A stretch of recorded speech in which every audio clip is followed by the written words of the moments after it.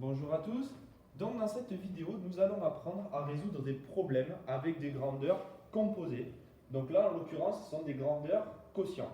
Alors, on l'avait déjà vu, on avait fait déjà une petite vidéo sur les vitesses. En fait, ça va être exactement le même principe. La seule petite difficulté en plus, ça va être qu'on va avoir des conversions et on va manipuler des grandeurs qui sont un petit peu plus complexes. Mais le principe reste toujours le même. Donc vous allez voir, c'est très facile. On a des méthodes qui fonctionnent tout le temps. Bon, on va s'intéresser au premier problème. Donc la masse volumique de l'or est de 19 300 kg par mètre cube. Moi, ce que je vous conseille dans tous les exercices par mètre cube, quand vous avez un par, c'est pour 1 mètre cube. Donc ça, on le met bien. Voilà, ok. Donc j'ai mes deux trucs à mettre dans mon tableau de proportionnalité. J'ai acheté un lingot de dimension, nanana. Quel est le poids en kilos du lingot acheté? Ok. Bon, je vais faire un petit tableau. Pareil, avec la masse,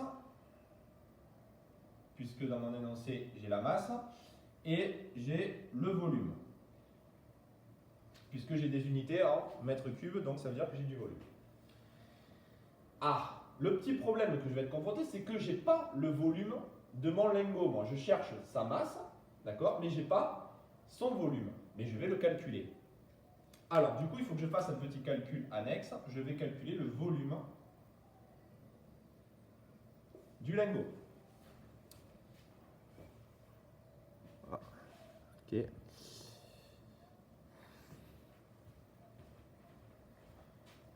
Alors, je vais le faire ici. Hop, le volume du lingot.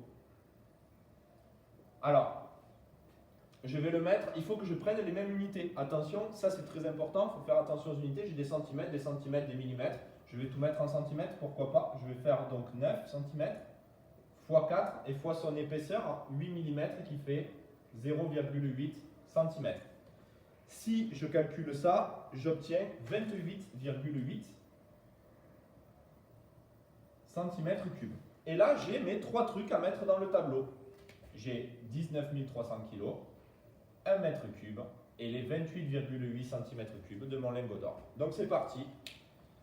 Je vais mettre ça dans mon tableau. Vous vous rappelez, comme sur les unités de distance, vitesse, etc., je vais prendre les plus petits possibles. Pourquoi? Parce que ça va me simplifier les calculs.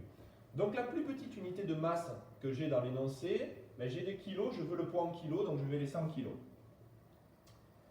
La plus petite unité de volume, j'ai des mètres cubes et j'ai des centimètres cubes, donc c'est le centimètre cube qui est plus petit. Allez, c'est parti. Donc la masse volumique de l'or, c'est 19 300 kg pour 1 mètre cube. Mais 1 mètre cube, du coup, je le mets en centimètres cubes. Ça fait à rajouter 6 zéros, ça fait 1 million. Si vous ne voyez pas, hein, vous faites un petit tableau avec les mètres cubes, les décimètres cubes, les centimètres cubes. Et il y a 3 colonnes à chaque fois, donc je rajoute les 6 zéros. On continue.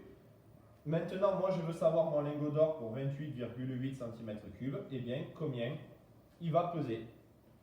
Eh bien, c'est parti. Le calcul à effectuer, c'est toujours le produit en 3. Donc, je fais 19 300 fois 28,8 divisé par 1 million. Et j'obtiens, si on le fait, vous pouvez le faire à la calculatrice, environ 0,55 kg. Ce qui veut dire que mon lingot que j'ai acheté fait à peu près la moitié d'un kilo. Voilà pour cet exercice. La seule petite difficulté, c'était de calculer le volume. Pensez-y à ça. Le jour du brevet, quand vous avez un truc en mètres cubes, oh là.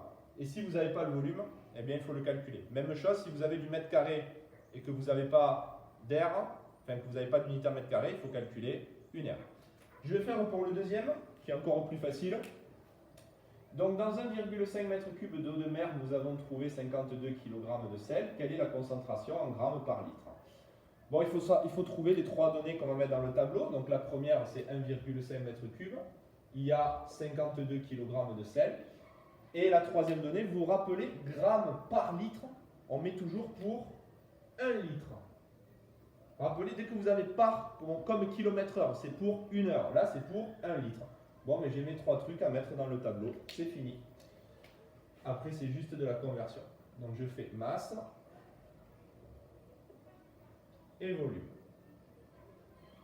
J'essaie de prendre les plus petites unités possibles. Donc en masse, vu que je veux le résultat en grammes, et c'est la plus petite unité. Et pour le volume, entre les litres et les mètres cubes, le plus petit, c'est des litres. Je complète mon tableau. Donc dans l'eau de mer, 1,5 mètres cubes, je vais placer donc ici. Ben, en litres, ça fait 1500. Vous pouvez faire un tableau de conversion pour pouvoir le faire. Et dans 1500, j'ai 52 kg. Donc 52 kg, si je le veux en grammes, ça fait 52 000 grammes. Ok, j'ai presque fini. Donc il faut que je place 1 litre dans mon tableau. Bon là c'est déjà en litres, c'est gagné. Et je calcule la valeur de Y. Donc Y égale 52 000 fois 1, d'accord, qui ne sert à rien, divisé par 1500. Hein, je fais un produit en 3. Et si on fait ça, eh bien ça donne environ 34,6 grammes. Ce qui veut dire que dans l'eau de mer, d'accord, il y a environ, pour 1 litre, 35 grammes de sel. Voilà pour ces exercices.